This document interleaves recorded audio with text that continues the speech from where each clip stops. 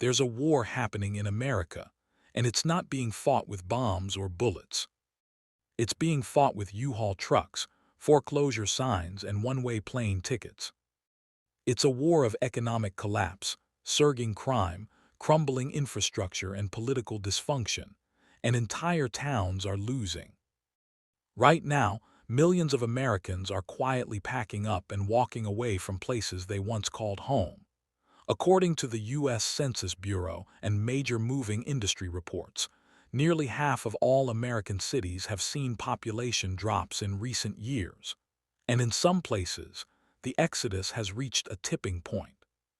So today, we're counting down 12 U.S. towns and cities that Americans are quietly fleeing, and why once you understand what's happening, you might consider leaving too. Stay until the end, because number 1 may genuinely shock you. At number 12, we have Hartford, Connecticut. Once the insurance capital of the world, Hartford, Connecticut, has been waging a long, losing battle against itself. The city consistently ranks among the 50 worst cities in America when measuring crime, education, and employment. State-level fiscal problems have bled into city services, with residents complaining about decaying infrastructure, rising crime, and a cost of living that doesn't match what the city has to offer. The Hartford region has been losing population year over year, and what's left behind is a hollowed-out tax base that makes it harder to fix the very problems causing people to leave. It's a classic doom loop, and Hartford is caught right in the middle of it. The Hartford metro area shrank 0.5% last year, and the city has ranked among the 50 worst in the country by multiple quality of life indicators. Number 11, we have Rochester, New York. Rochester was once a powerhouse, the home of Kodak, Xerox, and Bausch and Lomb. But as those industries shrank, so did the city. Rochester fell out of the top 100 largest American cities by population back in 2014, and it hasn't stopped falling since. In 2025, Rochester topped moving industry outbound lists with one of the worst move-in to move-out ratios in the entire country, sitting at a dismal 0.45. For every person moving in, more than 2 people are moving out. Poverty, limited job growth, harsh winters, and a shrinking economy with few replacement industries have turned this city into a cautionary tale of deindustrialization. Rochester ranked number 1 on the 2025 Outbound Cities list, with a 0.45 move-in to move-out ratio. Number 10, Birmingham, Alabama. Birmingham carries the double burden of extreme poverty and extreme violence, with a violent crime rate roughly 4.7 times the national average and one of the highest murder rates in the country. Birmingham has been losing residents who simply no longer feel safe. The Birmingham-Hoover metro area is one of the only southern cities that has been recording population loss, bucking the regional trend of Sun Belt growth. Alabama's weak economic base, low wages, and limited opportunity mean that young professionals and working families are choosing to leave for Nashville, Atlanta, or Charlotte instead. Birmingham's violent crime rate is 4.7 times the national average. Crime costs residents an estimated $7,900 per capita annually. Number 9, Flint, Michigan. You already know Flint. The water crisis put this city on the global map for all the wrong reasons. But even beyond contaminated water, Flint has been fighting an existential battle. The city has lost nearly 17% of its population over the past 5 years. A staggering decline tied to the collapse of auto manufacturing, decades of disinvestment, and a general loss of faith in local government. There are small signs of hope. The working-age population has slightly stabilized, but the scars run deep. Many families simply packed up and never came back. Flint lost nearly 17% of its total population over a 5-year span, one of the steepest declines of any mid-sized American city. Number 8, Cleveland, Ohio. Cleveland is a city fighting hard to reinvent itself, and losing ground in the process. With a violent crime rate over 4 times the national average and roughly 30% of residents living below the poverty line, Cleveland has struggled to hold onto its middle class. The city's east side neighborhoods in particular have been devastated by shootings, robberies, and years of urban decay. While downtown has seen investment, the broader metro continues to shrink. Ohio as a whole has been one of the consistent population loss states, with Cleveland leading the decline.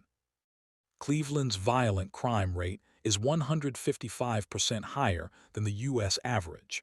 About 1 in 3 residents live in poverty. Number 7. Baltimore, Maryland. Baltimore is a city of contrasts. A gorgeous inner harbor and world-class universities sitting beside neighborhoods hollowed out by decades of disinvestment and the opioid epidemic. The city has ranked second in the nation for murder rates while simultaneously leading in robbery rates. Black families leaving for the suburbs has been a major driver of population loss, not white flight, but a broader flight from a city that hasn't delivered on its promise. Crime costs residents an estimated $7,230 per capita per year. That's money that could be building a future. Instead, it's being spent surviving the present. Baltimore has the nation's highest robbery rate per capita and the second highest murder rate among comparable cities. Number 6. St. Louis, Missouri. St. Louis isn't just losing people. It's been described by safety analysts as the most dangerous city in America. Its crime cost per capita sits at $8,457, nearly 10 times that of New York City. About 1 in 4 St. Louis residents live in poverty, and the city suffered the steepest metro population decline of any major American city last year. When the NFL's Rams left for Los Angeles, owner Stan Kroenke famously said St. Louis was struggling compared to every other city. That wasn't just a dig, it was a diagnosis. St. Louis is a city where the economic engine stalled out decades ago and never restarted. St. Louis has a crime cost of $8,457 per capita, nearly 10x that of NYC. The metro saw a 1.1% population decline, the steepest of any major U.S. city. At number 5, we have Chicago, Illinois. Chicago is America's cautionary tale for big city decline. The city has lost over 45,000 residents since 2020. Major corporations, Boeing, Caterpillar, have picked up and left, citing better business environments elsewhere. The state of Illinois lost more residents than any other last year, and Chicago is leading that charge. High property taxes, a chronically underfunded pension system, a state government teetering on financial crisis, and a crime rate that dominates national headlines have created a perfect storm. Residents complain constantly about what they're paying versus what they're getting in return. And more of them are deciding the answer is not enough. Chicago lost 45,000 plus residents since 2020. Illinois leads the nation in total outbound domestic migration. At number 4, we have Los Angeles, California. Los Angeles has been a moving industry exodus leader for years, and it's still at the top of the outbound list in 2025. The city saw a net population decline of 0.8% year over year, as residents scattered to cheaper western hubs like Phoenix, Las Vegas, and inland California cities. California's top state income tax rate of 12.3%, a median home price of over $800,000, and an affordability crisis that has pushed working-class and middle-class families to their limits, have made LA feel like a city for the ultra-wealthy and nobody else. Over 102,000 people made the California to Texas move in a single year alone, largely driven by Angelenos seeking relief. Los Angeles saw a 0.8% net population loss year over year. California lost a net 229,000 residents to other states. The CA to TX corridor is the single largest interstate migration route in the U.S. At number 3, Miami, Florida. Here's one that might genuinely surprise you. Miami was the destination city of the early 2020s. Remote workers poured in. Wealthy transplants from New York and Boston drove up prices. Miami was on top of the world. But by the end of 2025, a January 2026 Bank of America Institute report revealed that Miami and Los Angeles topped the list of major U.S. cities suffering the largest population losses in absolute terms.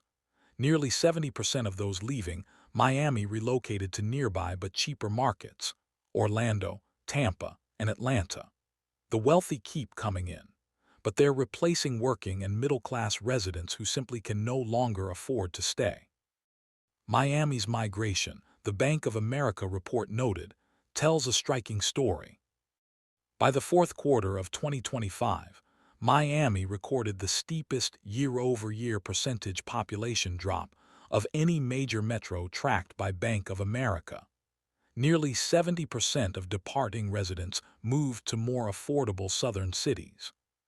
At number 2, New York City.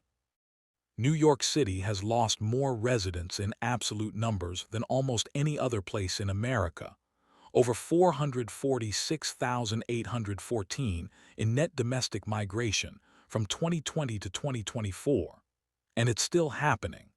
The city's Albany suburb is the second worst outbound metro in the country in 2025.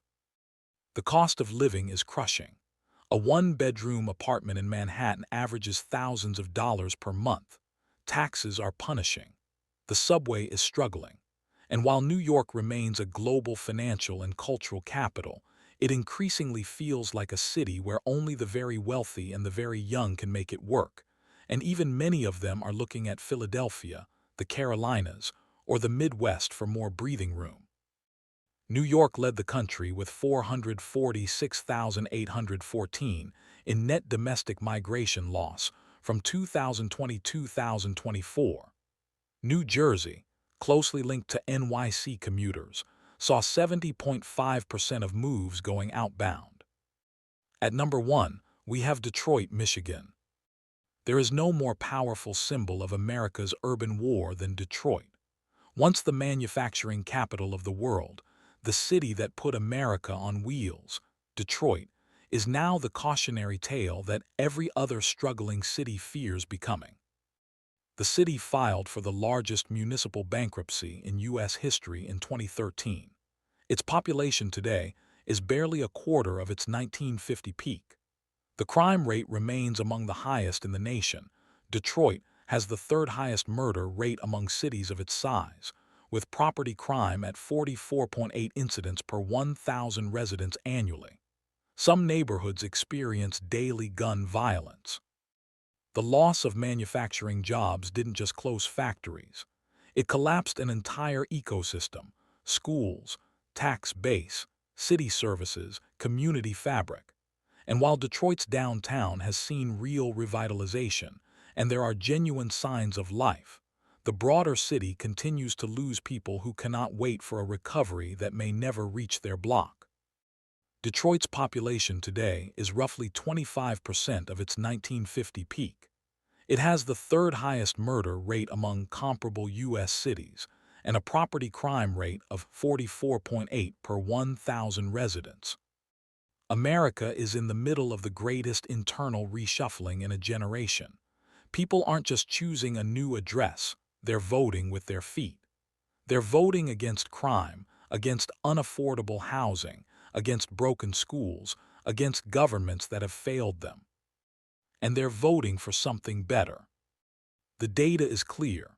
South Carolina, North Carolina, Tennessee, and parts of the Mountain West are absorbing millions of Americans looking for a fresh start.